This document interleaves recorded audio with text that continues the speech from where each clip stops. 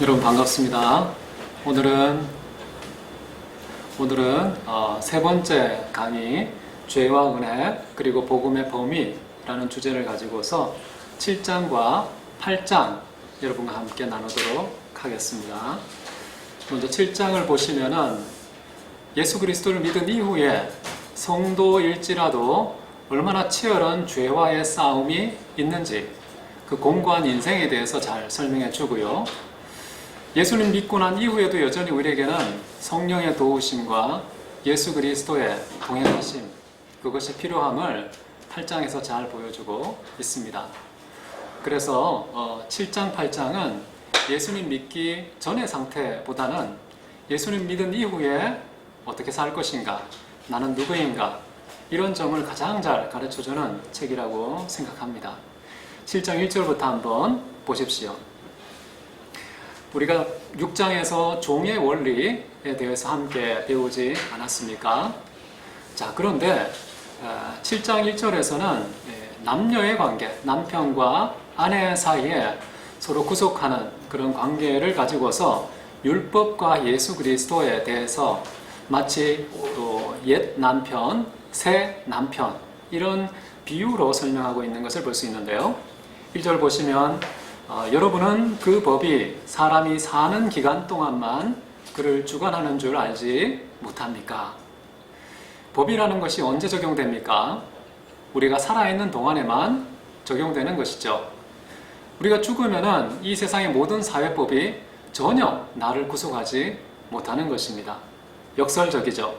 죽으면 사는 법, 살아있으면 구속당하는 법. 여러분 이순신 장군 아시죠? 필사즉생, 필생즉사.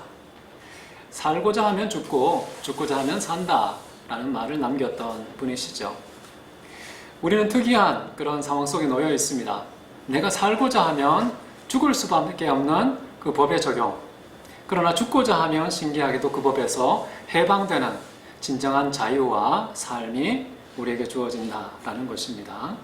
자, 그런데 이 법에서 해방되는 방법이 있다고 얘기해요. 2절에 보시면 남편이 있는 여인이 그 남편의 생전에는 법적으로 그에게 매이지만 만일 그 남편이 죽으면 남편의 법에 매이지 않습니다. 자, 해방의 근거는요, 두 가지입니다. 첫 번째는 사별인 것이고요. 두 번째는 이혼했을 때, 합법적인 이혼을 했을 때 남편의 법에서 자유롭게 되는 것이죠. 자, 그런데 이 해방의 근거에서 사도 바울은 사별과 관련해서 설명하고 있는 겁니다. 이혼에 대해서는 지금 설명하지 않고 있어요. 사별이라고 했을 때 남편이 죽어도 남편의 법에서 해방되고 아내가 죽어도 남편의 법에서 해방되는 것입니다. 자, 그런데 우리는 그리스도 예수로 말미암아 우리는 모든 옛 남편으로부터 해방되었다라는 쪽으로 지금 설명하고 있는 것입니다. 자, 그런데 만약에 남편이 살아있음에도 불구하고 다른 남자에게 간다. 이것을 음력 또는 음행이라고 말할 수가 있습니다. 만약에 남편이 죽으면 그 법에서 자유롭게 된다라는 말이 나오는 것이죠. 그때에는 다른 남자에게 가도요 괜찮아요. 음녀가 되지 않고 음행이 되지 않습니다. 저는 이것을 보면서 참 아내의 상황이 정말 안타깝다. 왜 아내는 결혼하면 남편의 법에 매여야 하는가? 안 매이면 안 되는가?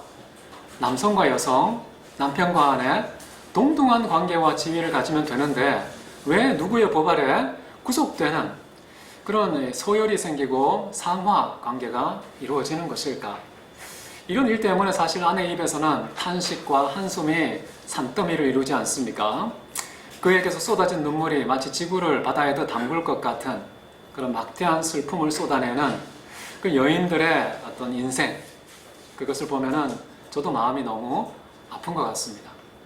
남편이 아내를 다스리게 되는 것, 아내는 남편을 사모하게 되는 것, 이것은 창세기에 사실 잘 나와 있는데요. 인간에게 죄가 들어왔기 때문에 생긴 무질서의 한 현상이기 때문에 우리는 그것이 마치 영원토록 보존돼야 될 질서인 것처럼 생각하면 안 되겠습니다.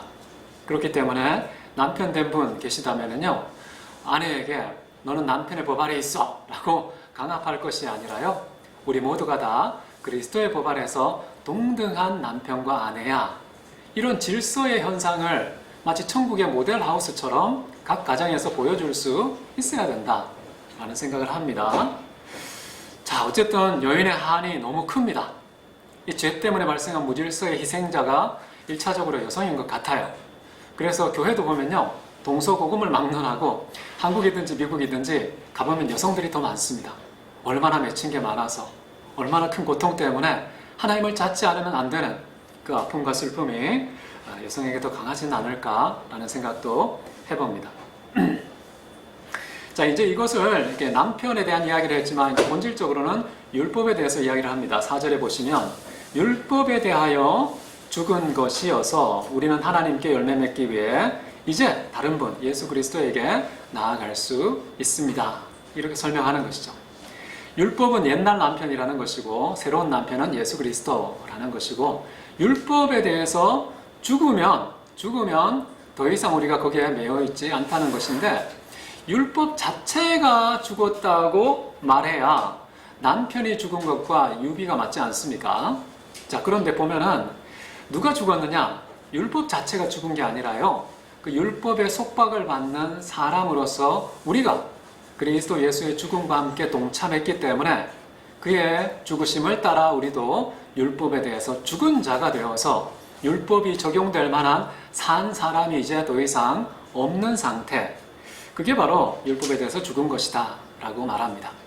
그래서 우리는 새로운 남편에게 합법적으로 갈 수 있어요. 음녀가 아닙니다. 음행이 아닙니다. 우리는 당당하게 예수에게 가서 장가 또는 시집갈 수 있다. 중요한 얘기 하나 나옵니다. 살아나신 분에게 갈 수 있는데 무엇을 위함이냐 했을 때에는 하나님께 열매를 맺기 위함이다 라는 사실을 알 수 있습니다. 새로운 남편과의 결혼 목적은 무엇일까요? 열매를 맺는 것. 그 열매의 핵심은 뭡니까? 우리는 성령의 열매라고 생각하죠. 성령의 열매 중에서도 대표성을 띠는 것은 바로 사랑이라고 할 수가 있겠죠. 그래서 진정한 사랑을 위해서 예수 그리스도와 우리가 결혼한 것입니다. 하나님 사랑과 이웃 사랑이라는 하나님께 열매, 사랑의 열매를 맺기 위하여 예수 그리스도에게 나아가는 것이다. 이 인생의 또 방향성을 여기서 설명하는 것이죠. 고린도전서 13장을 보면은요, 사랑이 만약에 없다면은 우리가 살았어도 죽은 자 같이 사는 시체의 인생이 될 수 있다고 말합니다. 사랑이 빠진 인생은 죽은 것과 같은 것이죠. 그러면 거듭난 것도 아닌 것이죠. 영원한 생명, 가짜이고 껍데기일 수밖에 없는 것이죠. 그렇기 때문에 영원한 생명이라는 것은요, 그 자체로 가치가 있다기보다는 영원한 사랑을 하기 위한 준비라는 차원의 가치를 갖고 있다는 것입니다. 나 오래 살았어. 이게 무슨 가치입니까? 짧게 살아도 진정한 사랑을 열매 맺었다면 짧게 살았지만 영원토록 기억되는 인생이 될 수 있지 않습니까?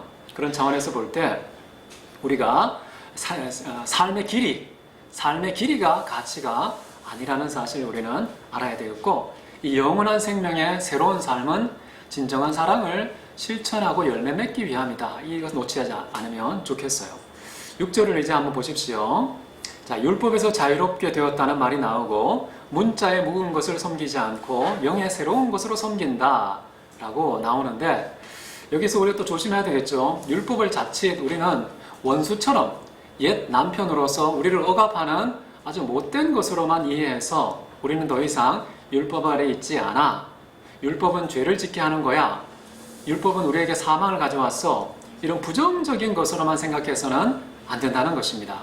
그래서 7절 보시면요, 율법이 죄입니까? 아니라는 거예요.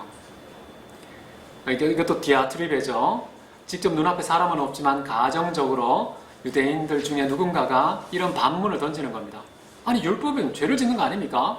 했을 때 사도 바울은 절대 그럴 수 없다 라고 딱 잘라서 이야기를 하죠. 그러면서 이제 그런 것의 증거로서 설명을 할 때에 너희는 탐내지 말라는 계명을 가지고서 쭉 설명합니다. 이 뒷부분에 이제 이 설명에 대해서 쭉 이어지는 것인데요.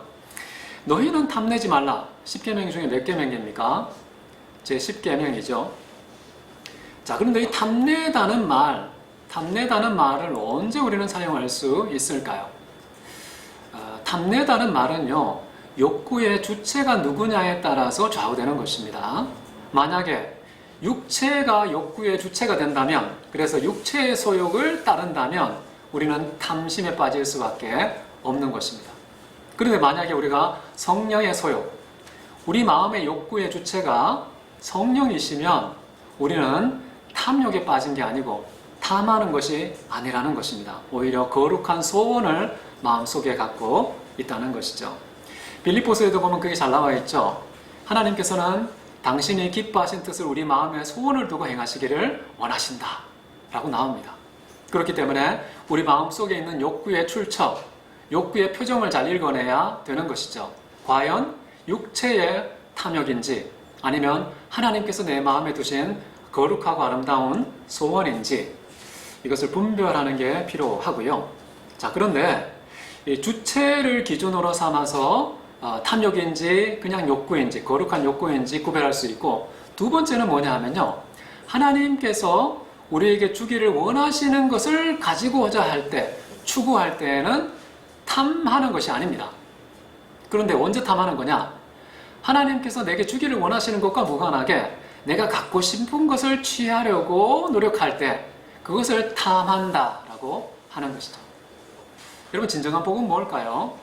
내가 좋아하는 것을 가지는 게 복일까요? 아니면 하나님이 내게 기필코 주고야 하시는 하나님 편에서 볼 때 진정한 복이라고 생각하는 그것을 내가 얻었을 때에 복된 것일까요? 후자 아니겠습니까? 자, 그렇기 때문에 그런 하나님께서 나에게 뭘 주길 원하실까를 정확하게 아는 게 중요합니다. 그래야지 진짜 복된 자가 될 수 있다는 것. 내 속에 타오르는 욕구를 무조건 충족시킨다고 복된 사람이 절대 아니라는 걸 기억해야 되겠고요. 마지막으로 언제 우리는 탐하게 되느냐? 필요 이상의 것을 추구할 때 우리는 탐심을 갖게 되는 것입니다. 사람들은 저마다 어떤 것이 필요하죠. 근데 그 필요가 사람마다 다르고 종류마다 다른 것을 우리는 알 수 있습니다. 그래서 우리가 물을 마실 때에도 필요 이상을 마시면 어떻게 됩니까? 배 터집니다. 밤새 화장실 가겠죠. 음식도 마찬가지예요. 괜히 위장병 걸리는 것이죠. 필요 이상으로 먹게 되면. 뭐든지 과한 건 좋지 않아요. 그런데요, 부도 그렇습니다. 재물도 그렇습니다. 내가 생활할 때 필요한 것 이상으로 부가 많이 있으면 어떻게 될까요? 그거 관리하느라고 신경 굉장히 많이 씁니다. 시간 낭비하고 관심을 쏟아부어야 됩니다. 내게서 많은 것을 빼앗아 가요. 그 남아도는 돈이. 또 하나 뭐냐면 그 돈의 냄새를 맡는 파리들이 그 돈 주변으로 몰려듭니다. 그래서 어느 순간에 내게 전화가 오죠. 잘 지내? 하면서 접근해 오는 사람들이 생깁니다. 정말 서로 사랑하고 서로를 세우고 하나님의 나라의 이 일을 도모하기 위해서 협력하는 게 아니라 돈 때문에 연락해서 시간을 뺏는 사람들이 많아져요.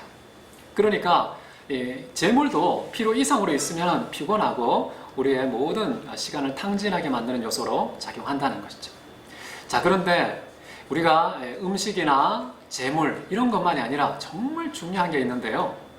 우리가 진짜 좋은 거라고 생각하는 것, 하나님의 은혜와 축복이라고 생각하는 것조차도 필요 이상의 것을 추구하지 않도록 노력해야 된다는 점이 중요해요. 자, 그래서 여러분, 지나치게 착한 것, 이거 좋지 않습니다. 너무 하나님 자신보다 더 착하려고 하시는 거 여러분 조심하셔야 되고요. 지나친 배려, 이것도 좋지 않아요. 적당한 배려를 해야지 사람이 부담이 되지 않는 거거든요. 그런데 그 필요의 경계선을 넘어가는 너무 과도한 배려를 접했을 때에는 괜히 마음이 불편하고 부담스러워요. 자기는 최고의 배려를 갱신했다고 생각하지만 그 배려의 수혜자는 볼 때에 너무 불필요한 것까지 오니까 부담만 되는 것이죠. 그리고 너무 지나치게 구제하는 것도 좋지 않습니다. 그리고 전도서에 보면 이런 말도 나와요. 지나치게 의롭지 말라고 얘기합니다. 어찌하여서 하나님께서 정하신 때 이전에 죽으려고 하느냐, 이런 표현을 씁니다. 너무 지나친 정의로움, 이것도 좋지가 않다는 거예요. 지혜도 마찬가지예요. 지나치게 지혜롭게 되지 말며 라고 분명히 명시되어 있습니다. 참 특이하죠, 성경은. 우리는 무조건 많기만 하면 좋을 것, 다다익선이라고 생각했던 것들도 가만히 보니까 성경에서는 경계하고 있는 것입니다. 사실 우리가 지혜로우면 얼마나 지혜로울까요? 정의로우면, 착하면, 배려가 있으면 얼마나 있을까요? 다 50보 100보입니다. 고만고만한 도토리 키재기 수준이지, 아무리 우리가 의로운들 욥기에 보면요, 그게 무슨 하나님께 기쁨이 되며 영광이 되겠느냐?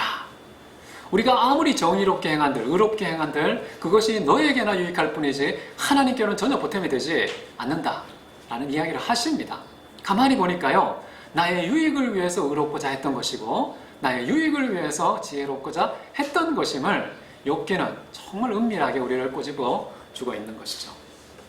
자, 이제 8절을 한번 보십시오. 탐심의 이야기를 하다가 이런 말을 합니다.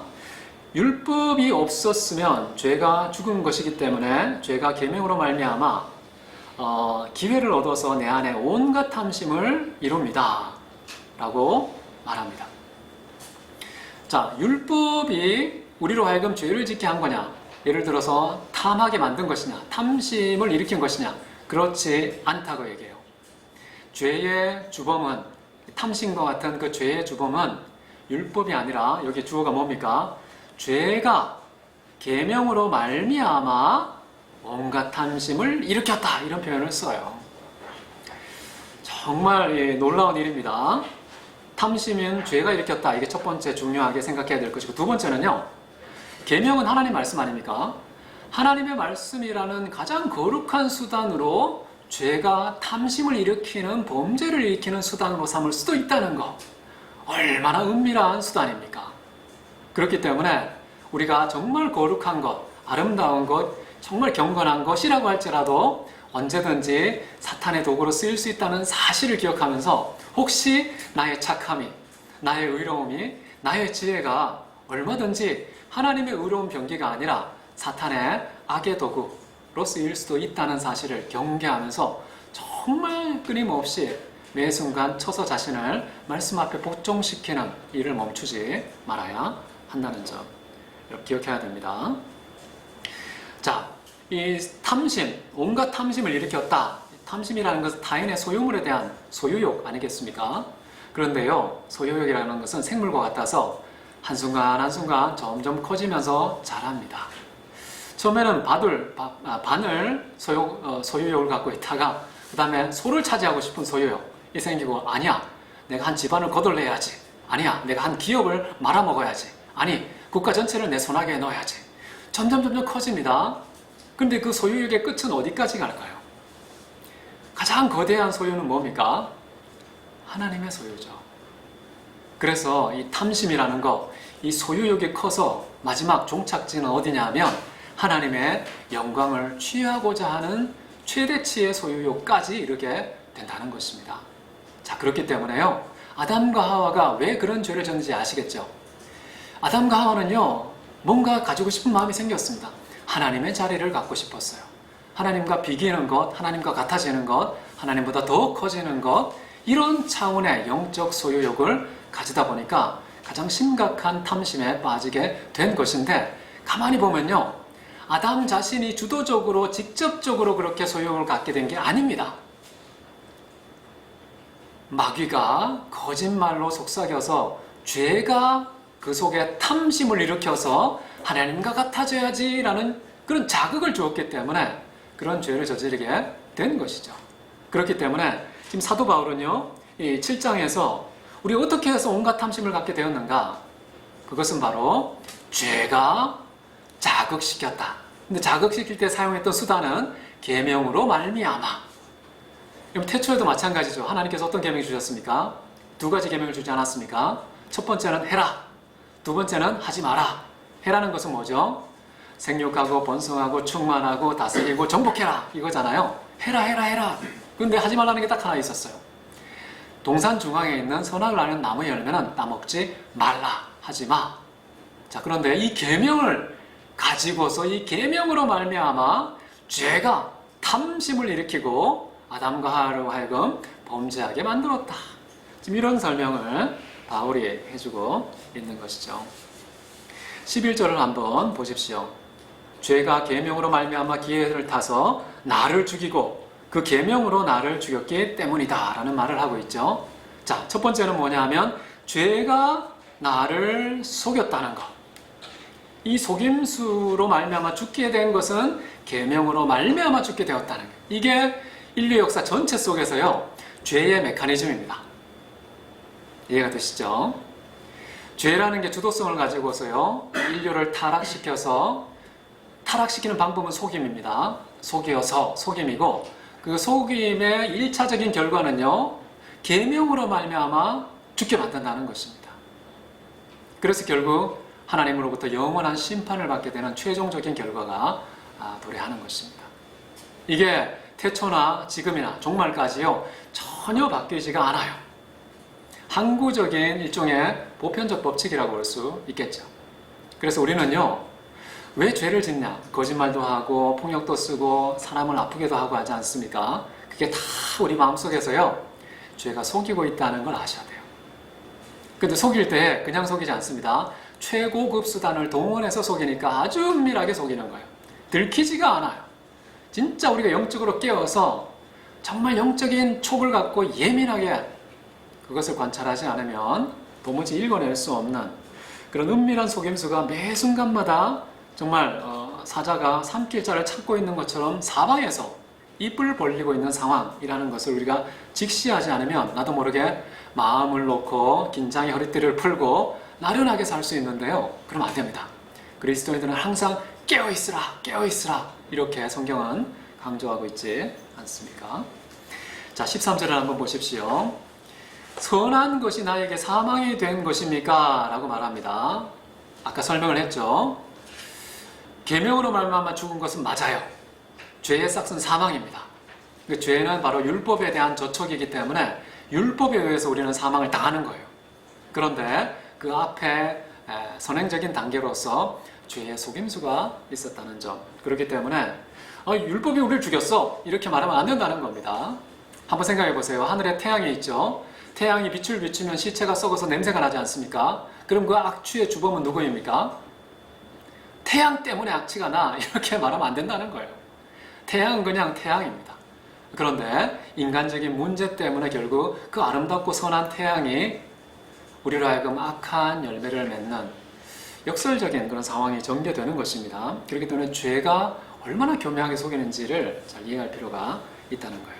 자, 그런데 사도 바울이 답변하는 게 참 특이합니다. 보시면요, 선한 것이 나에게 사망이 됐느냐? 답변은 뭐냐면 죄가 선한 것으로 말미암아 뭘 하고자 하냐? 죄로 밝히 드러나게 하기 위해서 죄가 나에게 죽음을 이룬 것이다 라고 얘기해요. 죄가 죄다운 모습을 제대로 드러내기 위해서, 그래서 그 뒷부분에 보시면요, 이는 계명으로 말미암아 그 죄가 심히 죄되게 하기 위해서 그런 것이다 라고 얘기를 해요. 자, 이 대목에서 우리가 생각해야 될 것은요, 우리 인간이 평소에 죄에 대해서 생각할 때 그 개념이 과연 얼마나 정확한가 했을 때 제대로 죄의 죄다움을 알지 못하고 있었구나 라는 것을 여기서 우리는 확인할 수 있습니다. 우리는 언제 진짜 죄를 만납니까? 죄의 진정한 개념을 언제 우리는 깨닫습니까? 아무리 생각한다고 되는 게 아니에요. 사회법을 근거로서 가늠할 수 있는 것도 아닙니다. 사람들 사이 합의를 통해서 죄의 경중과 무게를 달아볼 수 있는 것도 아닙니다. 죄에 있는 그대로의 실제 무게를 달아볼 수 있는 유일한 방법은요, 계명이라는 것이죠. 인류 역사 속에서요, 죄를 한번 저울질한 적이 있습니다. 혹시 뭘까요? 여러분 아십니까? 야, 죄가 이렇게 심각성을 갖고 있었구나 라는 것을 깨달은 역사적인 사건 하나가 노아 시대에 일어났던 홍수였습니다. 홍수가 어떤 것이었습니까? 8명의 경건한 사람들 외에 하나님의 은혜를 입은 8명의 모든 인류가 산채로 물속에 생매장되어서 익사를 당하는 심판을 받은 것이죠. 왜 그랬을까요? 창세기 6장을 보면요, 온 땅에 죄악이 관영했기 때문이다. 차고 넘쳤기 때문이라는 거예요. 그렇게 해서 죄 때문에 결국 온 인류가 생매장 당하는 그런 심판과 행복을 받았는데, 그럼 도대체 죄가 얼마나 심각하다는 것입니까? 인류 전체의 집단적인 생명을 비용으로 지불한다 할지라도 그 죄가 다 해결되지 못할 수 있다는 것을 우리는 짐작할 수 있는 거예요. 죄는요, 단순히 돈 몇 푼 벌금 내는 게 아닌 거예요. 그냥 얼마 정도 구류가 되는 거, 구속당하는 거, 한 10년 사는 거, 무기징역 되는 거, 사형에 해당하는 거. 사형에 해당하는 것이 조금 죄의 무게를 우리가 달아볼 수 있는 도구입니다. 자, 그런데 놀라운 것은요, 노아의 홍수를 통해서 그렇게 많은 생명이 이 죄의 대가, 죄의 값을 지불했는데 그럼에도 불구하고 창세기 8장 21절을 보면요. 죄 문제가 해결됐을까요? 해결이 안 되는 거예요. 아니 이렇게 막대한 지붕을 지불했는데도 죄 문제가 딱 해결되지 못했다는 것이 어떻게 표현되어 있냐면 사람이 어릴 때부터 그 마음에 도모하는 바가 모두 악한지라 그렇기 때문에 하나님께서는 다시는 물로 이 세상을 심판하지 않겠다라는 표현을 하세요. 죄 문제가 해결됐다는 겁니까? 안 됐다는 겁니까? 여전히 어릴 때부터 사람의 악은 해결되지 않았다고 지적하고 있는 거예요. 참 이렇게 온 세상이 물로 홍수로 심판을 당하는 이 사건조차도 이 죄를 저울로 달아보니까 죄가 훨씬 더 무거웠다는 거잖아요. 게임이 안 됐다는 거잖아요. 그럼 뭐 도대체 이 죄의 실제 무게는 얼마나 될까? 유일하게 죄의 정확한 무게를 측정하신 분은 예수님의 십자가 죽음밖에 없습니다. 예수의 십자가 죽음을 통해서요. 그렇게 온 인류 모든 역사를 왕처럼 군림하며 왕노릇했던 그 죄가 비로소 해결된 것이 예수님의 십자가 죽음이었다라는 거예요. 정말 죄가 어마어마한 거구나라는 걸 알 수 있겠죠. 왜요? 예수님께서 십자가에 못 박혔다는 것은요. 우리가 그냥 단순히 죄수 한 명이 사형 처분 당했어가 아니에요. 예수님 누구십니까? 우리가 완전한 하나님이라고 그랬죠? 완전한 인간이라고 그랬죠? 여러분 죄를 지으면 그 죄의 대가는 누가 지불해야 됩니까? 인간이 죄를 지었기 때문에요. 인간이 지불해야 돼요. 그런데 그 죄의 무게는 어떻습니까? 죄라는 것은 어떻게 무게가 결정되냐 하면 누가 죄를 지었느냐에 의해서 결정되는 게 아니에요. 어떤 행동으로 죄를 지었나도 결정되는 게 아닙니다. 사실. 그래서요. 여러분 과거에 부시 대통령이 지금 지난번이죠. 부시 대통령이 아주 급작스럽게 이라크에 방문한 적이 있습니다. 거기서 기자회견을 하는데 기자회견하는 동안에 이라크의 한 기자가 신발 두 짝을 벗어가지고요. 부시에게 투척을 했습니다. 근데 첫 번째 신발짝은 부시가 아주 잘 피해서 맞지 않았고요. 두 번째 신발은 그 이라크의 총리가 막아줬습니다. 그래서 한 대도 맞지 않았는데 그 이라크의 기자는 어떻게 됐을까요? 그분은 국가원수 모독죄에 걸렸습니다. 그래서 3년형, 물론 6개월 만에 나오기는 했지만요. 3년형을 받았어요. 제가 만약에요, 이라크 그 기자의 신발을 그대로 가져와서요. 한 짝 던지고 두 짝 던졌는데 담벼락에 던졌다. 죄가 구성될까요? 안 될까요? 전혀 죄가 되지 않는 거예요. 그래서 이 죄를 결정하는 기준은 뭐냐 하면요. 그 죄의 범행이 저질러진 대상이 누구냐에 달려있다는 거예요. 조선시대 때는요. 만약에 임금이 행차하는데 고개를 빳빳하게 들고 있었다. 어떻게 될까요? 그 고개를 든 사람의 3족의 가문을 멸한다고 나와 있습니다. 3족의 멸문지화를 당하는 것이죠. 그런데 만약에 중국에서 진시 황제가 행차하는데 고개를 빳빳하게 들었다. 중국은 대륙 아닙니까? 그 거대한 대륙의 규모가 달라요. 구족을 멸한다고 합니다. 누가 범죄의 대상이냐에 따라서 달라지는데 진시 황제보다 비교할 수 없도록 왕 중의 왕이시고 만주의 주이신 세상의 통치자와 소유자이신 하나님께 범죄를 했다. 그 죄의 크기가 얼마나 될까요? 하나님은 무한하신 분이기 때문에요. 그에게 저질러진 죄는 무한한 죄를 지은 거예요. 그리고 이 하나님은 영원하신 분입니다. 영원하신 분에게 저질러진 죄는요. 영원한 것입니다. 하나님은 불변하신 분이죠. 한 번 저질러진 죄는요. 변치 않고 불변적인 죄를 지은 거예요. 이렇게 무한하고 영원하고 불변적인 죄를 지었는데 이 죄 문제 어떻게 해결할까요? 잠깐 일시적으로 이 세상에 홍수를 쏟아붓는다고 해결될까요? 안 됩니다. 홍수도 유한한 것이고 일시적인 거예요. 영원하고 무한한 비용을 지불해야 되는데 인간이 그 대가를 지불해야 되는데 인간 중에는 그렇게 할 수 있는 인간이 없어요. 그렇기 때문에 완전한 하나님이시면서 완전한 인간이신 영원하고 무한하고 불변적인 하나님이시면서 인간인 예수 그리스도가 비용을 지불할 때 비로소 죄 문제가 해결될 수 있는 거예요. 그렇기 때문에 죄의 무게는요. 하나님만 해결할 수 있는 겁니다. 자, 그렇기 때문에요. 죄로 하여금 심히 죄되게 죄로서 밝히 드러나게 하기 위해서는 유일하게 율법으로 말미암아 사망에 이르게 하는, 죽게 만드는 그런 일이 있다는 거예요. 근데 우리가 죽었습니까? 우리가 죽지 않았어요. 우리 대신에 그리스도 예수가 죽으셨기 때문에 죄가 죄답게 제대로 드러나게 된 것입니다. 자, 그 말을 여기서 하는 것이고요. 죄의 민낯은 이런 예수님의 죽음으로 말미암았다라는 것을 기억하면 되겠고요. 14절을 한번 보십시오. 우리가 율법은 영적인 줄 알았지만 나는 육적인 거여서 죄 아래 팔린 것이다 라고 설명을 합니다. 왜 우리가 죄 아래 팔리게 됐느냐? 하나님의 율법을 듣고서 우리가 어떻게 했길래 죄 아래 팔리게 됐느냐? 첫 번째, 율법은요, 속성이 영적인 것이다라는 것이 굉장히 중요합니다. 근데 우리는 어떻습니까? 우리는 육적이다. 핀트가 맞지 않습니다. 코드가 안 맞아요. 율법은 영적인 것인데 이 영적인 것이 성취되기 위해서는 영적인 것은 영적으로 이루어져야 되는데요. 우리는 육적인 거예요. 그렇기 때문에 우리 인간은 할 수가 없는 거예요. 어떻게 가능할까요? 영적인 것을 영적으로 하기 위해서는 오직 성령의 은혜와 능력으로만 그것이 가능하다는 겁니다.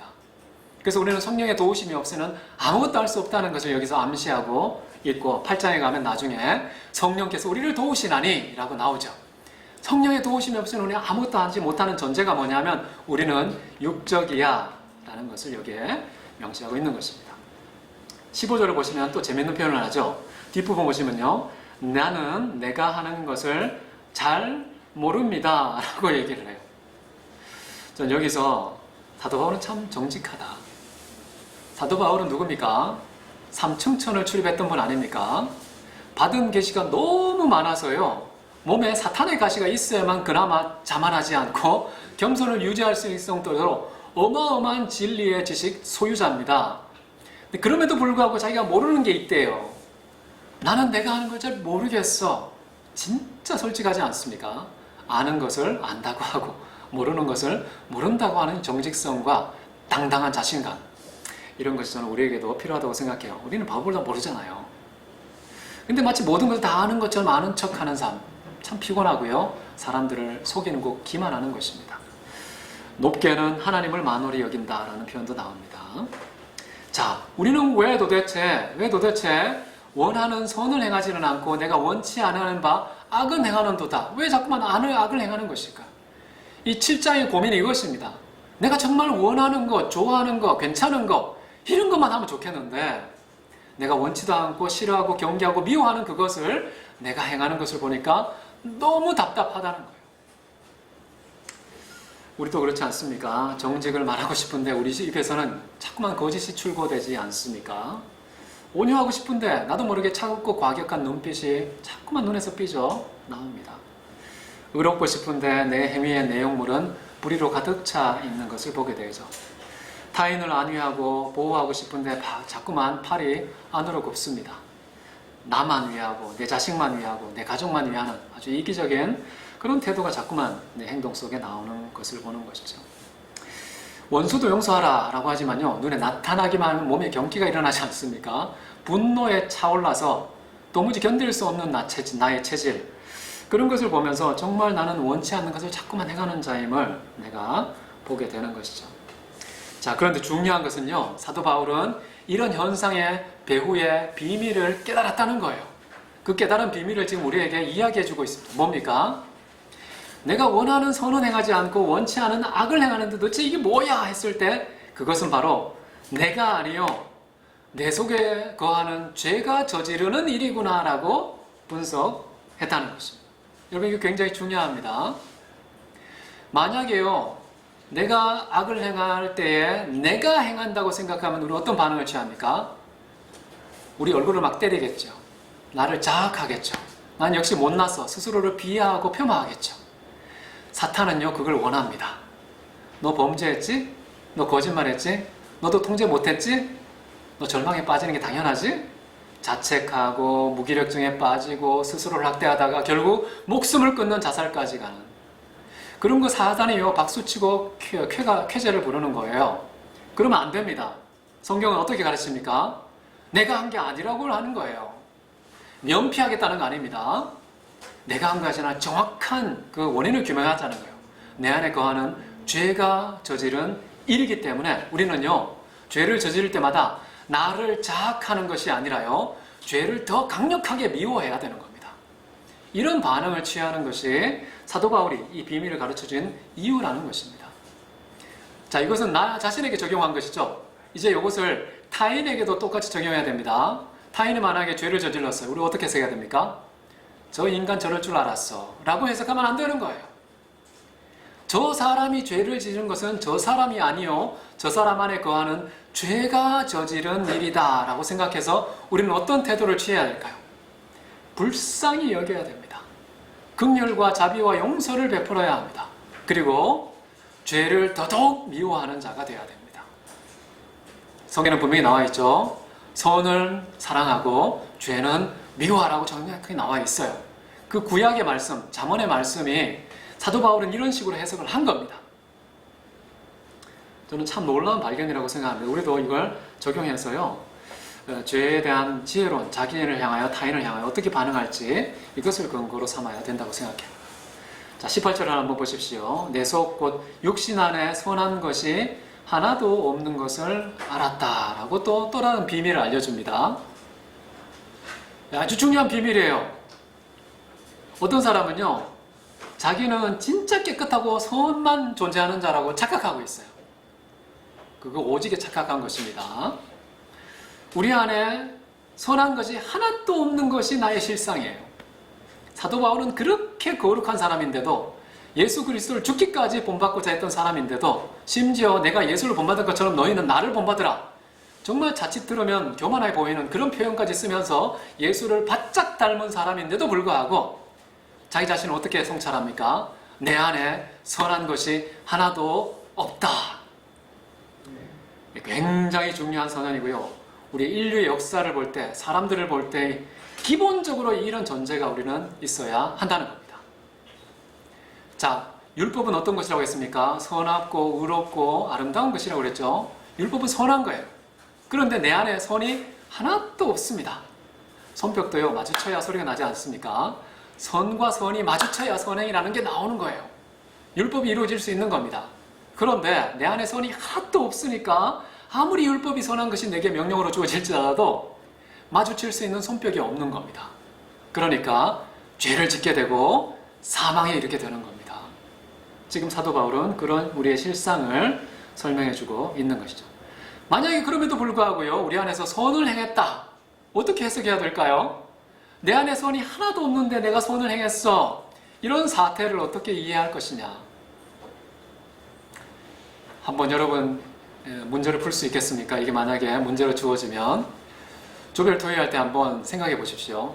우리 안에 선이 하나도 없다는 게 사도 바울의 이야기고 성경의 선언인데 이거 받아들여야 되는데 그럼에도 불구하고 우리는 누군가에게서 선행이 나오고 그 선행에 감동하면서 눈물 흘리지 않습니까? 텔레비전에서 많이 보잖아요. 자기가 상처를 받고 심지어 죽기까지 했는데 누군가를 살리려고 했던 그 사건 이야기, 소방서 이야기, 젊은 청년 이야기, 그런 이야기 들으면 저도 막 눈물이 흐르고요. 감격합니다. 어떻게 해석해야 될까요? 이 선의 출처와 주체에 대해서 우리는 정확히 규명하면 됩니다. 우리가 악을 행할 때에는요, 내가 아니라 내 안에 죄가 행한 거예요. 그렇다면 선을 행할 때에는요, 내가 행한 것이 아니라 내 안에 계신 그리스도 예수께서 행한 것입니다. 오직 하나님만 선하다고 나와 있지 않습니까? 선한 자는 없나니 하나도 없도다. 우리 3장에서 배웠잖아요. 선을 행하는 자 하나도 없습니다. 선한 자도 없고요. 근데 선을 행했다. 그러면은 내가 행한 것이 아니라 내 안에 거하시는 예수 그리스도께서 행하셨다. 그럼 우리가 선을 행했을 때 오늘 어떤 태도를 취해야 될까요? 이렇게 딱 내밀면서 봤지? 남들에게 자랑한다거나 하나님 갚으셔야죠. 내가 선을 행했는데 보상하셔야죠. 의무를 다하셔야죠. 이런 식으로 하면 안 된다는 거예요. 사람한테 자랑할 수도 없고요. 하나님한테 보상하라고 채무자 역할을 해서도 안 된다는 겁니다. 선을 행했을 때 어떤 태도를 취해야 될까요? 우리는 예수 그리스도께서 내 안에 나를 통하여 선을 행했다는 그 자체에 대한 감격과 기쁨 때문에 감사와 찬송을 돌리는 게 마땅해요. 그리고 사람들을 향해서 어떻게 됩니까? 내가 선을 행했는데 나는 무익한 종입니다. 아무것도 아닙니다. 내 안에 계신 예수 그리스도의 은혜입니다. 라고 해서 영광을 하나님께 돌리는 방식으로 사람들에게 얘기해야 되는 거예요. 그래서 선의 출처와 주체를 정확히 규명하는 태도를 취해야 된다. 그래서 선과 악에 대해서 우리는 어떻게 대답할지 아시겠죠? 사도 바울은 정말 기막힌 얘기를 우리에게 해주고 있는 겁니다. 자, 우리 인생을 이해할 때 속사람과 겉사람의 이중적인 자아로서 우리 안에서 늘 갈등과 대립이 있다는 상태를 인정해야 됩니다. 나 예수 믿었어.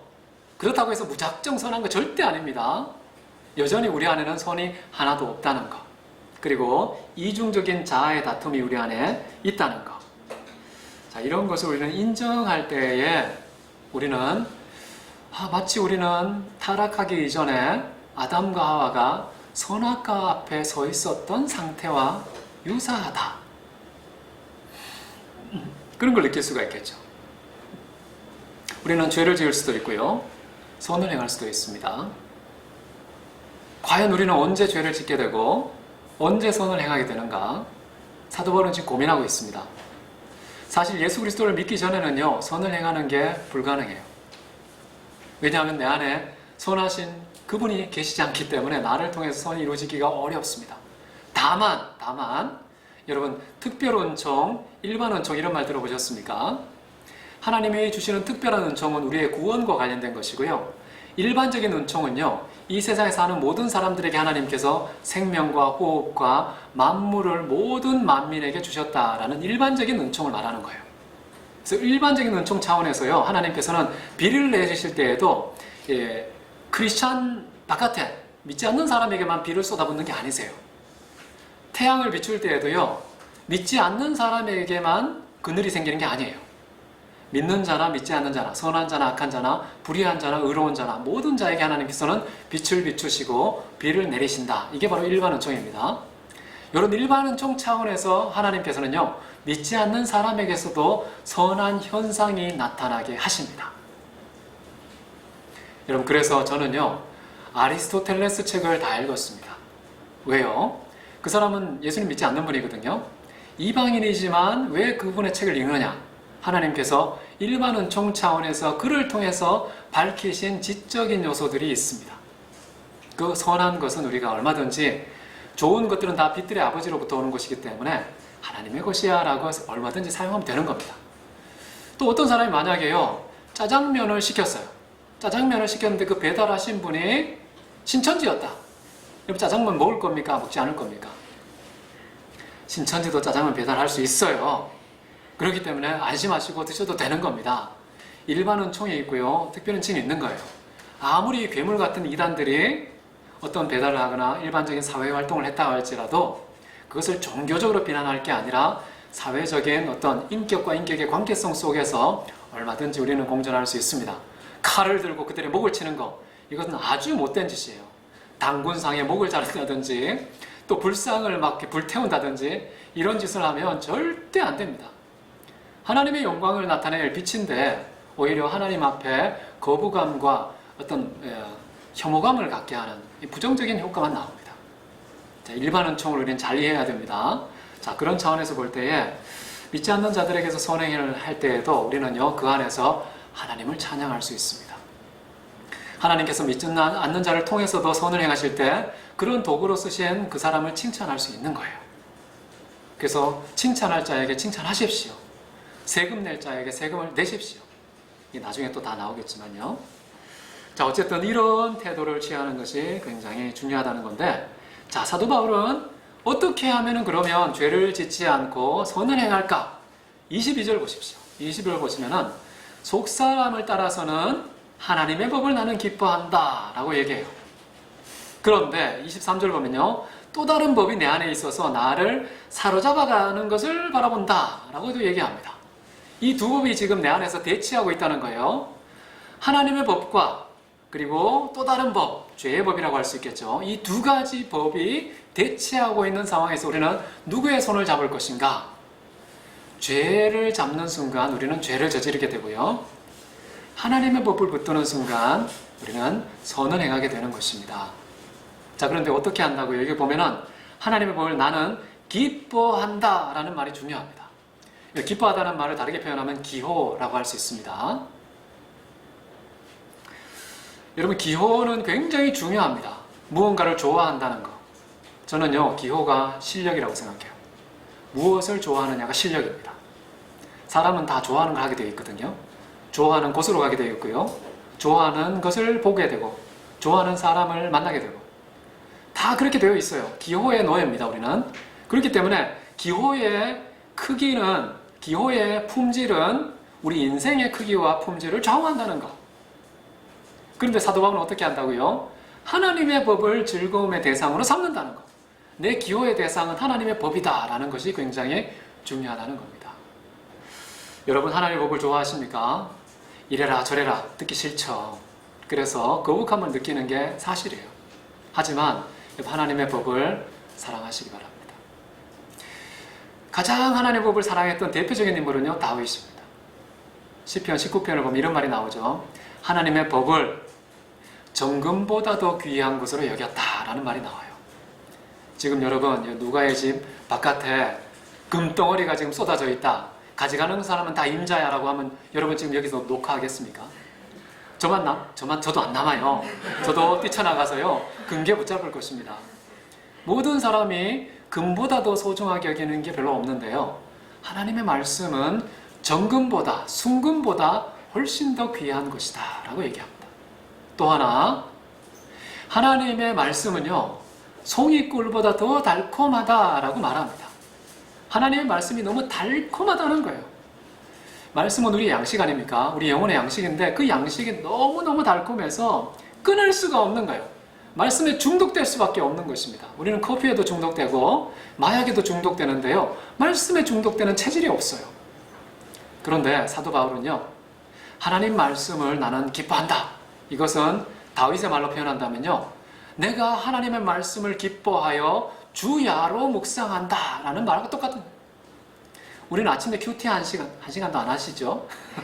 큐티 한 30분 하면 하루 종일 안심이 되지 않습니까? 나 큐티했어, 숙제했어. 이 마음 때문에 24시간이 마음의 평강이 있는데, 다윗은요, 왕이었어요.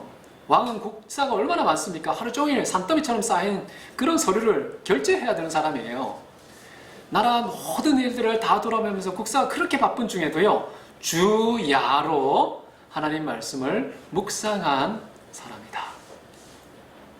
우리는 다윗만큼 바쁘지가 않은 사람인데도 뭐가 바쁜지 하나님 말씀을 주야로 묵상할 정도로 송이꿀보다 달콤해야 되고요, 묵상할 정도로 정금보다도 귀해야 됩니다. 제 방에는요, 꿀병이 있습니다. 이따만큼 큰 꿀병인데요, 이 설교하기 전에 꼭 꿀 한 숟가락을 먹고 갑니다. 그래서 꿀 한 숟가락 먹고 설교를 할 때 꿀이 더 달콤했는지, 아니면 내가 설교할 때 그 말씀이 더 달콤했는지 재보면 항상 설교가 패합니다. 아직까지도 꿀이 더 달콤해요. 제 수준입니다. 정말 사도 바울과 다윗은 어떻게 했길래 하나님 말씀이 이렇게 달콤하게 여길까? 여러분, 중요합니다. 하나님의 법을 기뻐하는 연습을 하십시오. 내 기호가 엉뚱한 것에 목말라 있지 말고요, 하나님 말씀에 타는 목마름을 가질 수 있도록 기호의 품질을 조절할 수 있어야 된다. 자, 그런데 사도 바울은요, 정말 공고합니다. 아무리 그런 기호를 갖고 있는데도요, 끊임없이 또 다른 법이 내 안에서 나를 죄악 가운데로 사로잡아가는 것을 보게 됩니다. 그래서 24절 보면 이런 표현을 합니다. 오호라, 나는 공고한 사람이다. 이 사망의 몸에서 누가 나를 건져낼 수 있겠는가? 라고 탄식을 쏟아내고 있습니다. 여기서 정말 중요한 것은요, 공고한 사람이 도대체 무엇일까? 사망의 몸을 공고한 사람으로 표현한 것입니다. 그럼 사망의 몸이 어떤 의미일까요? 이거 한번 생각해 본 적 있습니까? 이걸 생각하려면 합시형이라는 사형제도가 있습니다. 합시형. 합시형이라는 것은 합하다는 뜻이고요. 시는 뭡니까? 시체. 죽은 시체와 합하게 해서 죽이는 거예요. 그래서 죽은 시체의 입과 입, 그리고 손과 손, 코와 코, 눈과 눈, 다리와 다리 이렇게 딱 붙여놓고 묶어놓습니다. 그렇게 해놓고 파묻어요. 그러면 어떻게 됩니까? 서서히 시체에서 나오는 구더기나 벌레들이 내 몸으로 들어옵니다. 그러면서 너무너무 이렇게 힘드니까요, 시체를 또 핥은대요. 그 독소가 있는 시체를 핥아서 그 독이 입속으로 퍼지면서 온 몸이 독이 퍼지면서 죽게 되는 그런 사형 방법이 합시형이라고 합니다. 끔찍하죠. 사망의 몸이 뭐냐 하면요, 내가 시체를 마치 하나로 묶은 것처럼 연합된 채 살고 있는 상태를 표현할 때 사망의 몸이라는 거예요. 최고의 절망, 비애, 참담함을 이런 언어로 표현했다고 볼 수가 있겠죠. 그래서 사도 바울은 보니까 내가 진짜 사망과 동거하는구나. 사망이 주렁주렁 매달려 있구나. 사망과 동일한 운명을 가졌구나. 나는 늘 하루하루 사망을 향해서 질주하고 있구나. 사망과 동일한 사망을 일으키는 그런 존재로서 사망의 몸. 더 이상 인간 편에서는 희망이 없는 그런 존재로 자기 자신을 인지하고 있는 것이죠. 예수 그리스도를 믿은 다음에 진짜 자기를 제대로 발견한 것이 바로 로마서 7장입니다. 자, 그런데 감사한 게 있죠. 예수 그리스도로 말미암아 하나님께 감사를 드린다라고 말합니다. 내 마음의 법을 따라서는 하나님의 법을, 그리고 육신을 따라서는 죄의 법을 섬긴다. 그럼 우리는 누구에게 밥을 줘야 될까요? 우리의 마음을 살찌우는 마음을 따라야 되는 것입니다. 그러려면요, 우리가 스스로 할 수 없고 오직 성령께서 내 영혼을 이끄셔서 하나님의 법을 기뻐하고 사랑하게 되고 그 법을 따라가게 되는 그런 일이 생겨야 된다는 거예요. 그렇지 않으면 누구도 다 죄의 법을 섬기게 되어 있다. 이것이 7장 말씀이 되겠습니다. 8장으로 넘어가겠습니다. 자, 이제 8장을 보시면은요, 이런 해방의 구체적인 내용을 이제 설명합니다. 1절 보시면요, 예수 그리스도 안에 있는 자에게는 어떠한 정죄도 없습니다 라고 말합니다. 이런 무기징역이나 사형을 당한 사람, 사형을 언도받은 사람은 무엇이 희망입니까? 대통령의 사면밖에 없습니다. 무기징역과 사형을 당한 사람은 대통령의 사면을 간절히 바라는 것이죠. 자, 그런데 대통령의 사면은 문제가 있습니다. 어떤 문제가 있냐면, 그런 사형에 합당한 비용을 지불하지 않고 그냥 대통령이 자신의 뜻을 따라서 누군가를 선택하는 거예요. 그러니까 나중에 불평과 원망이 있고 비난을 받습니다. 그래서 뭐 좀 있으면 다음 달에 광복절 사면하지 않습니까? 사면할 때 반드시 이제 막 불평하는 사람이 생겨요. 왜 나를 뺐느냐? 왜 그 사람을 뺐느냐? 이런 불평이 나오는데요. 자, 그런데 하나님의 사면, 어떠한 정죄도 없어 라는 하나님의 사면은 맨입으로 이루어진 게 아닙니다. 빈손으로 이루어진 사면이 아닙니다. 한 사람이 천하보다 귀하지 않습니까? 그런데 이 세상에 존재하는 모든 사람들을 다 합친 것보다 훨씬 더 고귀하신 하나님의 아들, 그의 생명이 비용으로 지불되었기 때문에요, 하나님의 사면은 불평이 있을 수가 없습니다. 비판이 있을 수가 없습니다. 하나님께서 어떠한 정죄도 없다 이렇게 선언하면 끝난 겁니다. 자, 2절을 보시면요, 이는 예수 그리스도 안에 있는 생명의 성령의 법이 죄와 사망의 법에서 당신을 자유롭게 만들었기 때문입니다 라고 이야기를 합니다. 생명의 성령의 법과 죄와 사망의 법이 나란히 나와 있죠. 인간의 모든 사람들의 운명, 정말 비참한 현실은요, 죄와 사망의 법 아래에 있다는 거예요. 근데 누구도 여기서 스스로 해방될 수 없다는 것입니다. 그냥 감옥에서 출소하는 건 할 수 있어요. 대통령도 할 수 있습니다. 그러나 죄와 사망의 법에서 끊어낼 수 있는 유일한 법이 있다면 생명의 성령의 법이다. 이것은 최고의 상위법이라고 합니다. 이거보다 더 높은 법이 없기 때문에요, 이 법에 의해서 내려진 판결은 그 무엇도 변경할 수 없습니다.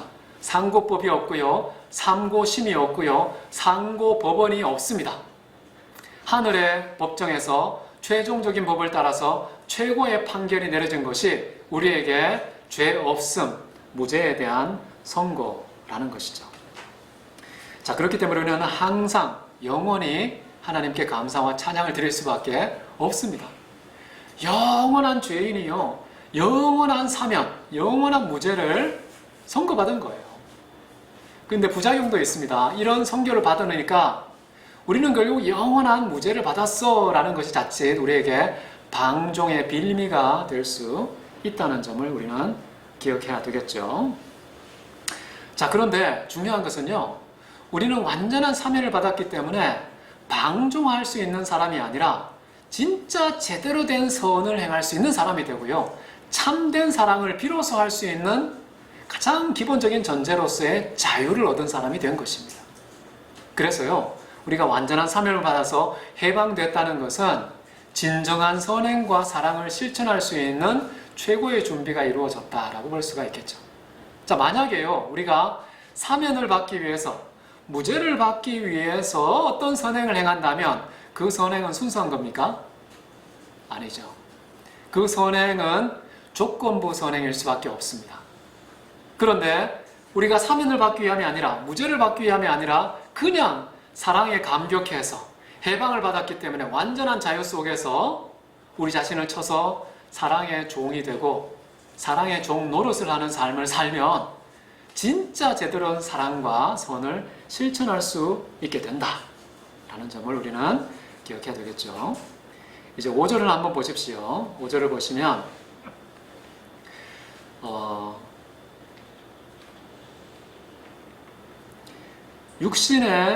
육신을 따르는 자는 육신의 일을 하고 영을 따르는 자는 영의 일에 관심을 갖습니다 라고 이야기를 합니다. 우리가 성령으로 말미암아 진정한 해방을 받았는데 우리는 어떻게 살아야 되느냐? 우리가 만약에 육신을 따르면요, 예수님 믿음 다음에도 성령의 해방을 받았음에도 불구하고 우리는 육신의 일에 관심을 쏟을 수밖에 없다는 것입니다. 대단히 무서운 일입니다. 근데 만약에 우리가 영을 따르게 된다면 영의 일에 나도 모르게 관심이 가요. 시간을 거기에 드립니다. 에너지를 거기에 쏟습니다. 나의 모든 재원과 재능을 영적인 일에 쏟아붓게 되는데 그것은 바로 우리가 영을 따를 때 그렇다 하는 거예요. 우리는 어떻습니까? 우리가 과연 영을 따르고 있는지 육신을 따르는 거 어떻게 확인할 수 있어요? 나의 관심사를 보면 알 수 있습니다. 목숨을 걸고 뭔가 이렇게 집착하면서 만나는 주변 사람들 중에 원수가 하나둘씩 늘어난다. 그럼 나도 모르게 내가 육체를 따르고 있구나 라는 것을 증거라고 생각해요. 누군가와 자꾸만 싸우고 싶어하는 그 호전성이 생긴다. 시기심 때문에 자꾸 누군가가 싫어져요. 그러면 내가 육신을 따르고 있구나. 편가르기를 하고 줄을 세우고 성경에 대한 거북한 의심, 반감 이런 것이 생기면요, 다 내가 육신을 따르고 있다는 증거라고 볼 수 있겠죠. 근데 영을 따르는 증거는 뭘까요? 이상하게 싫어하던 사람도요, 만나고 싶어지고 자꾸만 사랑하고 싶어지고 원수는 용서하고 싶어지고 마음에 괜한 기쁨이 샘솟고 마음의 안정감, 잔잔한 평강이 내 마음을 차지하고 아프고 힘들고 억울해도 분노나 증오의 감정을 분출하지 않고 그냥 마음이 다스려지고 이런 현상이 나타난다면 내가 지금 영을 따르고 있구나 라고 생각하시면 되겠습니다. 자, 이제 6절을 한번 보십시오. 육신의 관심은 결국 사망에 이른다. 영의 관심은 결국 생명과 평화에 이르게 된다. 자, 그래서 죄를 짓지 않는 방법은요, 육신을 따르면 안 되고 영을 따라야 된다. 영을 따르기 위해서는 성령으로 충만해야 비로소 우리는 영을 따를 수 있다. 이런 얘기가 나오겠죠. 자, 7절을 한번 보시면요, 육신의 성향이 갖고 있는 독특성이 있습니다. 하나님을 향해서 적개심을 갖게 된다는 거예요. 저도 젊었을 때, 20대 때는요, 괜히 나도 모르게 이유 없는 반항이 제 속에 막 솟아날 때가 있어요. 알고 보니까 제가 육신의 성향, 육신을 따르는 성향을 자꾸만 갖고 있었던 거예요. 그러니까 하나님 왜 이런 것도 하지 말라고 해서 말이지. 하나님, 내가 이게 필요한데 왜 즉각 필요한 때 하나님께서 채워주지 않지? 자꾸만 하나님이 안 하신 거, 뭔가 부족하신 거, 나를 싫어하시는 듯한 그런 느낌이 자꾸만 드는 거예요. 그래서 하나님의 기준도 싫고 하나님의 존재까지 씌워서 하나님 없어! 라고 무신론을 선언하기도 하는 그런 모습을 보이기도 합니다. 육신의 성이 갖고 있는 이 자연스러운 본성이 바로 적개심이라는 거예요. 자, 이런 사람은요, 뒷부분 보시면 하나님을 기쁘시게 할 수도 없다라고 나와 있습니다.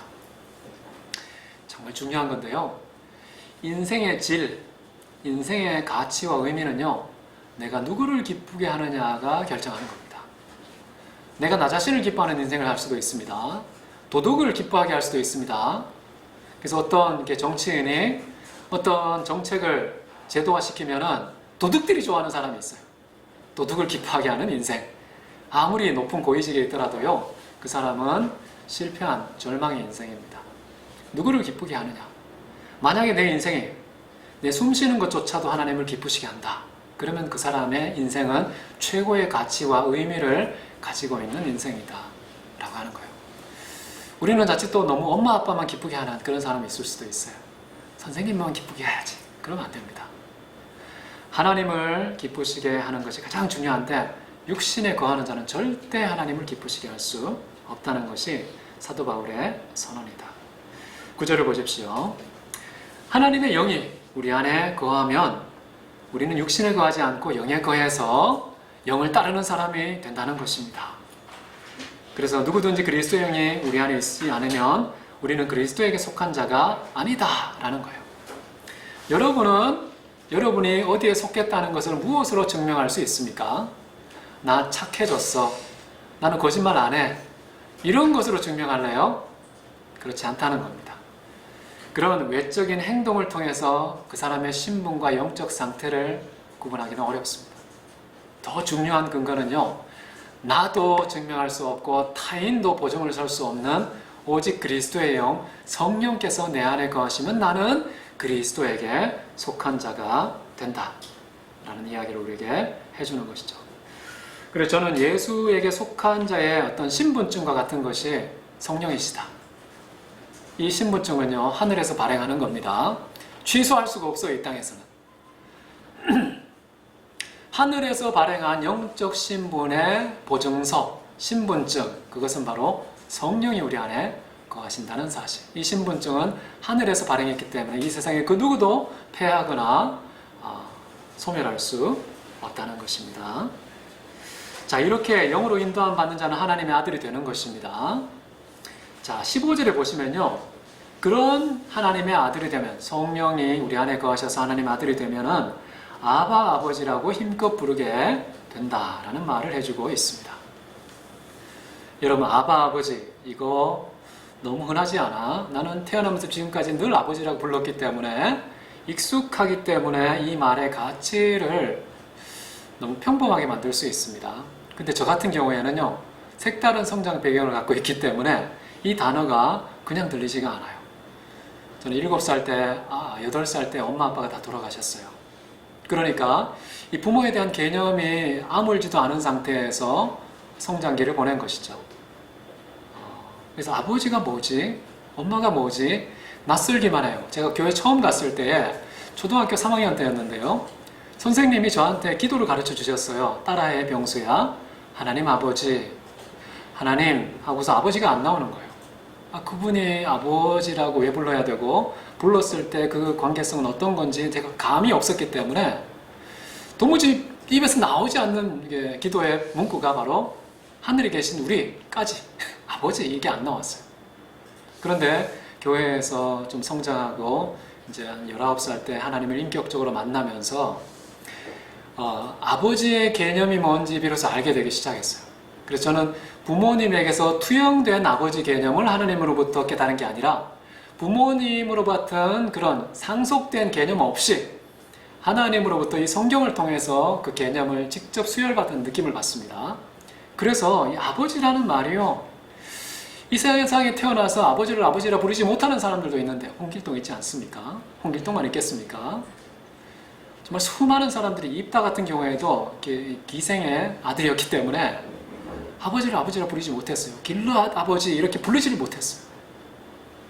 그런데 하나님을 우리가 이 세상에 있는 사람도 아니고 대통령도 아니고 위대한 어떤 의사나 위대한 교수나 그런 분이 아니라 하나님을 아버지라 부른다는 건 최고의 특권이다. 그래서 하나님의 자녀라는 최고의 신분을 가지고 있는 사람이 누릴 수 있는 최고의 특권은 아버지다 라고 생각하면 좋겠습니다. 누리세요. 16절입니다. 성령은 친히 우리로 영으로 더불어 우리가 하나님의 자녀라는 것을 증거한다. 그래서 우리는 성령에 의해서만 우리가 누구인지를 알 수 있는 신분증을 가지는 겁니다. 하나님의 자녀라는 것은 우리의 영으로 더불어 알게 하는 거예요. 우리의 영으로 더불어 성령께서 알게 하는 것이 바로 우리의 신분이라는 뜻이고요. 자, 그 다음에 17절에 보시면 우리가 별로 좋아하지 않는 구절이 나옵니다. 고난 이야기가 나와요. 고난 보면은 어떤 식으로 문장이 구성되어 있냐면요. 우리가 자녀인데 자녀라면 상속자가 된다는 거예요. 자, 그 다음 보면 우리가 그와 함께 고난을 받는다면 그와 함께 영화롭게 될 것입니다. 라고 나와요. 조건문이 나오는 겁니다. 종속절과 주절이 나오는데 어떤 것이 조건입니까? 고난을 받으면 이라는 조건이 있는 거예요. 이게 좀 바뀌었으면 좋겠는데 고난을 통과하지 않으면, 고난이라는 터널을 지나가지 않으면 영광에 이르지 못한다는 뜻입니다. 제가 어제도 잠깐 고난에 대해서 얘기했는데요. 이 고난이라는 것이 영광의 출구라는 사실을 꼭 기억해야 됩니다. 인간이 누릴 수 있는 최고의 축복과 영광에 달하기 위해서는 반드시 영혼의 어두운 밤, 고난의 긴 터널을 피해가지 말고 지나가야 된다는 거예요. 고난이 우리 인간에게 주는 유익이 뭔지 아십니까? 우리 인간은 기본적으로요, 죄인이에요. 우리 안에 선함이 하나도 없습니다. 그런데 고난을 지나면서 어떤 변화가 일어나냐면요, 우리 속에 있는 그 악함, 죄성, 그 인간이 스스로 털어낼 수 없는 그 수만 가지의 악행들이 고난을 지나가면서 나도 모르게요, 지나와 보니까 없어요. 너무 신기한 선물입니다. 그래서 고난을요, 일종의 풀무라고 얘기합니다. 용광로라는 이 고난을 통해서 우리를 쑥 집어넣으면 불순물들이 다 녹아 없어지는 거예요. 그래서 고난을 통해서 우리는 죽음을 연습하는 거예요. 우리는 죽으면 죽을수록 어떻게 됩니까? 자기 부인을 하게 되고 예수 그리스도가 내 안에서 훨씬 더 선명하게 되는 것이죠. 그게 성화라고 하지 않습니까? 믿음과 신앙의 성장은 바로 성화되는 것인데 우리 안에 온갖 죄의 불순물들이 없으면 없을수록 좋아지는 건데요. 그 유일한 용광로, 그걸 다 태워버릴 용광로는 고난밖에 없는 거예요. 한번 생각해 보십시오. 인생에는요, 항상 형통한 날도 있고 공고한 날도 있다고 생각해요. 근데 전도자는요, 이 두 날을 우리가 예측할 수 없다고 말합니다. 하나님께서 감추어 두셨어요. 하나님이 하시는 일의 시종, 처음과 나중을 알지 못하게 하셨다고 그래요. 그래서 언제 형통하게 되는지, 언제 공고하는지 예측할 수 없습니다. 자, 그런데 제가 짧은 50년의 인생을 돌아보니까요, 제가 정말 형통했었던 날을 돌아보면은 별로 성장이 없어요. 기쁨과 즐거움은 있었어요. 근데 성장이 없습니다. 그런데 정말 공고한 날에는 생각하라, 고민하라, 기도하라 이렇게 하지 않습니까? 그 기간 동안에 제 영혼의 근육들이 자라나는 것을 봤습니다. 신앙의 맷집이 길러지더라고요. 웬만한 바람에는 휘청거리지 않습니다. 자, 그런 차원에서 볼 때 고난은 우리의 영혼을 순화시켜준다, 정화시켜주는 효과가 있고, 또 하나는 우리의 영혼을 성장하게 만드는 성화의 기능을 수행한다는 거예요. 그러니까 영화롭게 되는 겁니다. 거룩하게 되고 영광스러운 모습으로 변하게 된다는 거예요. 그래서 여러분, 젊어서 고생은 사소한다 이런 말도 있지 않습니까? 고난이 내게 닥쳤을 때, 노크도 없이 인기척도 없이 나에게 확 닥쳤을 때에 여러분 쌍수 들고 환영하십시오. 더 화끈한 게 안 와서 아쉬워하십시오. 한 트럭이 오지 않고 몇 개밖에 안 와서 아쉬워하십시오. 고난이 오려면 제대로 와라. 그런 태도를 갖고 고난을 침노할 수 있는 그런 믿음의 담력을 갖고 있는 사람이 있다면 세상이 감당하겠습니까? 세상이 감당 못할 거라고 생각해요. 자, 어쨌든 이 고난을 지나야 영광이 있다. 그래서 여러분 신학을 얘기할 때는요, 십자가를 지나야 반드시 고난이 있다. 영광이 있다. 그래서 십자가 신학을 관통한 영광의 신학, 이것이 가장 건강한 신학이라고 얘기를 합니다. 자, 이제 19절을 보십시오. 복음의 범위에 대해서 우리가 좀 다뤄야 되겠는데요. 범위가 어떤 식으로 확장되는지 잘 설명되어 있어요. 보세요. 피조물의 간절한 기대는 하나님의 아들들이 나타나는 것이다. 피조물들도요, 소망을 갖고 있다는 거예요. 피조물들은 물론 인간이 갖고 있는 영혼이 없습니다. 하나님의 형상이 없죠. 그럼에도 불구하고요, 피조물이 간절히 기대하는 게 있다는 거예요. 하나님의 아들들이 나타나면 좋겠어 라고 말합니다. 왜 그럴까요? 지금 피조물의 상황은 어떤 게냐면 20절에 보십시오. 피조물이 허무한 데 굴복하고 있다고 얘기해요. 21절을 보면요. 멸망의 노예 상태에 있다고 얘기합니다. 멸망의 노예 상태에 있다. 그래서 피조물들은 탄식하고 있습니다. 여러분, 우리 인간은요, 피조물에 대해서요, 책임이 있습니다. 왜 피조물에 무질서가 생겼습니까? 왜 피조물이 파괴됐습니까? 창세기에 보면요, 너로 말미암아 땅이 저주를 받아 그렇게 된 것이다 이렇게 얘기해요. 그렇기 때문에 열매를 맺지 않고요, 가시와 엉겅퀴를 내는 무질서와 혼돈이 생긴 겁니다. 누구 책임입니까? 인간 책임이에요. 인간이 저지른 일, 인간이 수습해야 되지 않습니까? 이 세상의 무질서, 허무한 데 굴복하는 거, 정말 멸망의 노예 상태에 빠져 있는 거, 인간의 책임인 것을 통감하고서요, 지금 이 자연의 신음소리 인간이 들을 수 있어야 돼요. 여러분 들은 적 있습니까? 아, 자연 예쁘다. 태양이 떠오르면 아유 더워. 이런 나 중심적인 반응만 하지, 지금 자연 자체가 얼마나 심각한 신음을 한문치 쏟아내고 있는지, 그들이 쏟아낸 한숨이 산더미보다 더 큰 정말 절규와 탄식을 쏟아내고 있는데 우리는 들리지가 않아요. 너무 무책임한 거 아닙니까? 너무 무관심한 거 아닙니까? 복음은요, 복음은 우리 인간의 온 세상과 우주에 대한 책임감을 회복시킵니다. 그래서 얘기하는 거예요. 지금 피조물에 간절한 기대가 있다. 뭐냐면 하나님의 아들들이 나타나는 거예요. 우리 피조물을 회복시켜줘야 되지 않습니까? 문제를 일으킨 주범으로서 회복시켜야 될 책임이 우리에게 있다는 것을 믿는다면 우리 피조물의 소원 들어줍시다. 뭐라고요? 하나님의 아들들이 나타나는 것. 이것의 의미는 두 가지입니다. 첫 번째는요, 하나님의 아들들의 수효가 많아지는 거예요. 그래서 예루살렘, 온 유대, 사마리아, 땅끝까지 많은 사람들을 더 많이, 한 사람도 잃어버리지 않고 다 예수 그리스도의 품으로 안겨주어서 하나님의 자녀가 되게 하는 것. 이게 첫 번째 의미가 되겠고요. 두 번째 의미는 뭘까요? 두 번째 의미는요, 하나님의 아들다운 아들이 나타나는 거예요. 이건 아들의 양적인 면이 아니라 질적인 면입니다. 하나님의 아들다운 아들은 누구일까요? 여기 뒤에 보시면은요, 하나님의 아들의 형상을 본받아야 된다고 얘기를 합니다. 그 뒤에 좀 다루도록 할게요. 자, 어쨌든 중요한 것은요, 21절 보시면은 피조물이 간절히 바라는 건 뭐냐 하면 멸망의 노예 상태에서 해방되어서 하나님의 자녀들이 가지고 있는 영광의 자유에 이르는 것이다 라고 말하고 있다는 거예요. 우리가 지난 시간에 제가 세상의 상속자 이야기를 했습니다. 기억나십니까? 아브라함과 그의 후손에게 하나님께서 주신 약속의 내용은 뭐냐면 너희가 세상의 상속자가 되어라. 정복하고 다스려라. 그랬죠. 자, 그런데 여기 보면은요, 또다시 반복되고 있는 겁니다. 온 세상의 모든 피조물이니까 단순히 우리가 살고 있는 현장만이 아니라 우주의 하늘의 달과 별까지 온 우주의 상속자가 되라. 어떤 식으로요? 복음을 전파해서 그리스도 예수의 증인이 땅끝까지, 세상 끝날까지 이루어지는 방식으로 온 세상과 우주의 상속자가 되라. 그렇기 때문에 우리는 고난을 감수하고요, 그 상속자의 영광에 이르기 위해서 예수 그리스도의 고난에 참여하는 자가 되어야 된다는 겁니다. 아들이면 상속자요, 상속자가 되려면 고난도 함께 참여해야 그 영광에 이르게 된다라는 메커니즘을 얘기하는데, 그 상속의 범위가 온 우주다라고 지금 설명하고 있는 것이죠.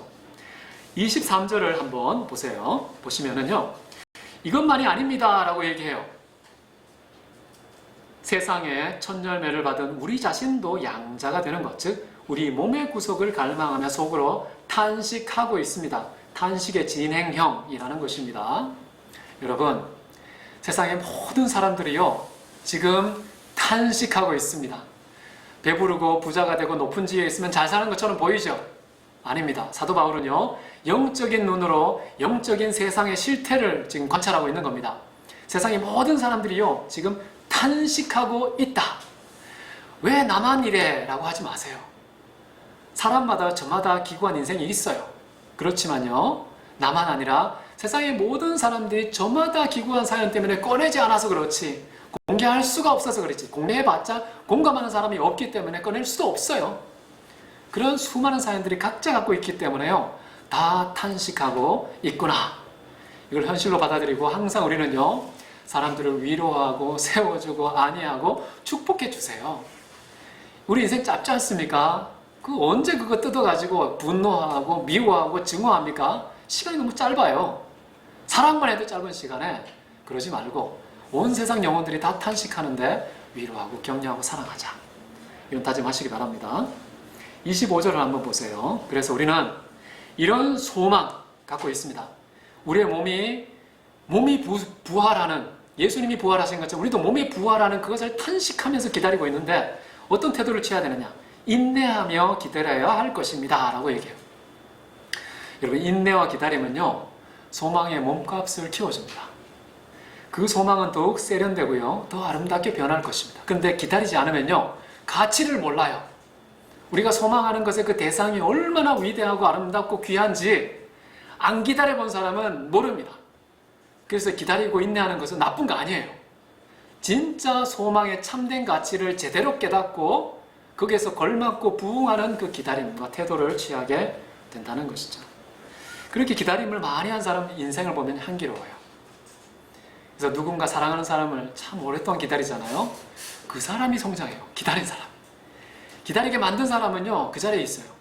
근데 정말 눈물을 속으로 삼키면서 기다린 사람은 그 가슴에 고여있는 눈물이 승화되어서 인격을 향기롭게 만든다.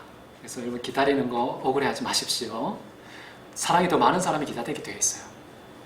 그렇기 때문에 우리의 소망도 끝까지 기다리면서 기대하라. 26절을 한번 보십시오. 마땅히 추구할 바가 무엇인지 우리는 잘 모른다. 그래서 성령 자신이 우리에게 우리 연약함을 도우셔야 된다는 것입니다. 굉장히 중요한 것입니다. 우리 인간은요, 마땅히 구할 걸 알지 못한다는 거예요. 그래서 내가 구하는 것은 괜찮은 거야 라고 착각하지 마세요. 잘 모르는 거예요. 내 기호를 너무 신뢰해 주지 마세요. 난 이걸 좋아해, 난 저걸 좋아해, 난 저 사람을 좋아해. 아니에요. 속지 마세요. 기호가 나를 속이는 게 굉장히 은밀한 속임입니다. 그런데 나의 기호를 성령께 의지하고 성령의 소욕을 나의 소욕으로 받아들여서 내 기호가 성령으로 거듭난 기호가 될 때까지 끊임없이 성령을 초청하고 충만해야 됩니다. 우리 기도의 내용이죠. 자, 28절을 한번 보십시오. 성령께서 도움은 어떻게 되냐 하면요, 모든 것들이 하나님을 사랑하는 자, 곧 그의 작정대로 부르심을 받은 자들에게 협력하여 선을 이루게 된다라고 말합니다. 성령께서 우리를 도우시면요, 버릴 것이 하나도 없어요. 모든 것이라고 나와 있습니다. 이 모든 것이라고 했을 때 우리는 좋은 것만 생각할 수 있는데 아니에요. 우리에게 부정적인 것도 선을 이루는 도구로 될 수 있다는 거예요. 그래서 우리는요, 아름다운 것만 생각하지 마세요. 혹시 내게 좀 추한 모습이 있다. 그것조차도 하나님께서 우리에게 선을 이루는 도구로 삼으실 거예요. 저도 좀 키가 작아서 속상합니다. 말라서 싫어요. 이렇게 추한 모습도 하나님께서요, 교만치 않도록 선을 이루시는 도구로 쓰신다고 생각하니까 내가 키 작은 게 좀 어때? 마른 거 좀 어때? 얼굴에 자신감이 없는 거 어때? 괜찮아요. 저만 그런 생각 안 하기를 바랍니다.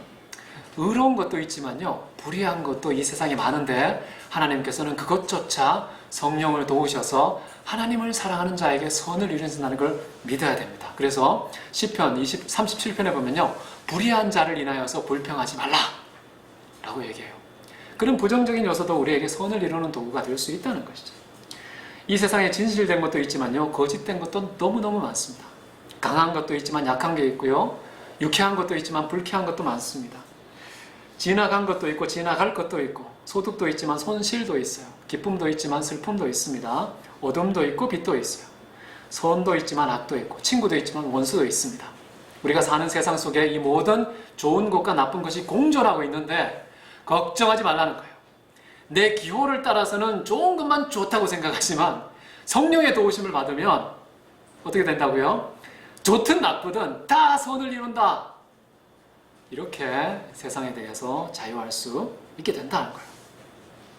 29절 보시면은요, 협력하여서 선을 이룬데 그 선의 구체적인 내용이 나옵니다.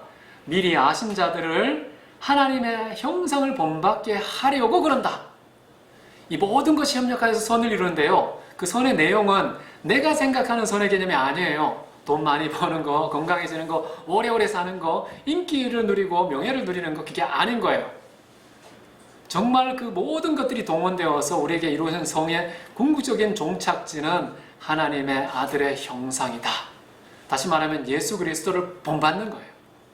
그래서 예수님은요, 온 인류의 모델입니다. 우리는 예수님처럼 되는 게 최고의 인간다움을 회복하는 겁니다. 가장 인간답게 되고 가장 인간다운 삶을 사는 최고의 비결은 예수님 닮는 거예요. 근데 우리는 그 예수님께서 우리 안에 거하시기로 약속하셨고요. 우리는 그리스도 안에 거합니다. 내가 너 안에, 너가 내 안에. 이렇게 거했기 때문에 예수님을 닮을 수 있는 최적의 환경을 가지고 있습니다. 그런데도 악착같이 안 닮아요. 하나님께서 얼마나 많이 혼내시겠습니까? 주님을 믿지 않는 사람들은 닮기가 어려워요. 닮을 수 있는 환경이 아닙니다. 자, 그런 것을 볼 때 우리는 감사할 줄 알아야 된다는 거. 자, 그래서 우리가 이런 축복을 받았다는 사실을 기억하고요. 근데 걱정하지 않아도 되는 것은 35절 보면 그리스도의 사랑에서 우리를 끊을 자가 없다는 것. 사망도 생명도 천사도 권세도 현재 장래 능력 높음 깊이 어떤 피조물도 끊을 수 없다는 확신을 가지십시오. 이게 우리의 소망입니다. 저는요, 약하기 때문에요, 저 자신을 믿지 않습니다. 제 말도 제가 믿지를 않고요, 제 성격과 인격도 믿지 않아요. 저도 저 자신을 책임질 수 없는 사람인데 뭘 믿겠습니까? 그런데 믿을 수 있는 건 그리스도의 사랑이라는 거예요. 아무런 끊지 못합니다. 나의 생명도 죽음도 끊지 못해요. 나보다 더 위대한 천사나 위대한 인물들도 끊지 못해요. 그게 우리의 소망이다 라는 점을 기억하면 좋겠습니다. 오늘 우리가 7장과 8장 이제 두 장을 나눴어요. 예수를 믿고 난 다음에 얼마나 우리가 여전히 연약한지, 그래서 우리는 성령에 바짝 붙어서 충만하지 않으면 안 된다는 것. 그렇게 충만했을 때 우리가 어떤 책임을 져야 되냐면 온 우주의 회복을, 그래서 우리가 온 우주의 상속자가 되는 축복과 책임을 가져야 된다는 것. 근데 이 일을 함에 있어서 절대 우리는 포기하지 않아도 되는 것은 그리스도의 사랑이 우리를 붙잡고 있기 때문이다. 함께 기도하겠습니다. 사랑과 은혜가 많으신 하나님 아버지, 우리가 뭐라고 이렇게 큰 은혜를 주셨습니까? 우리가 너무나도 심각한 무게의 죄를 갖고 있었음에도 불구하고 그 모든 죄를 다 해결하신 너무나도 위대하신 그런 그리스도 예수의 생명으로 우리를 건지신 아버지, 그 이유와 목적을 우리가 분명히 알고서 하나님께 열매를 맺기 원합니다. 사랑의 열매를 맺게 하시고 하나님의 형상을 온전히 본받아서 하나님의 아들다운 아들이 나타나게 하여서 세상이 썩어짐의 종로를 타는데 멸망의 노예 상태에 있는데 그들이 해방되어서 진정한 영광의 자유를 누릴 수 있도록 세상의 상속자가 되게 하여 주옵소서. 성령께서 우리 모두를 붙들어 주시고 그 축복의 수혜자가 되게 하며 그 영광의 공급자가 되게 하여서 이 세상에 평생 그 증인으로 살아갈 수 있도록 이끄실 주님을 찬송하며 존귀하신 예수 그리스도 이름으로 기도했습니다. 아멘. 여러분 수고 많으셨습니다.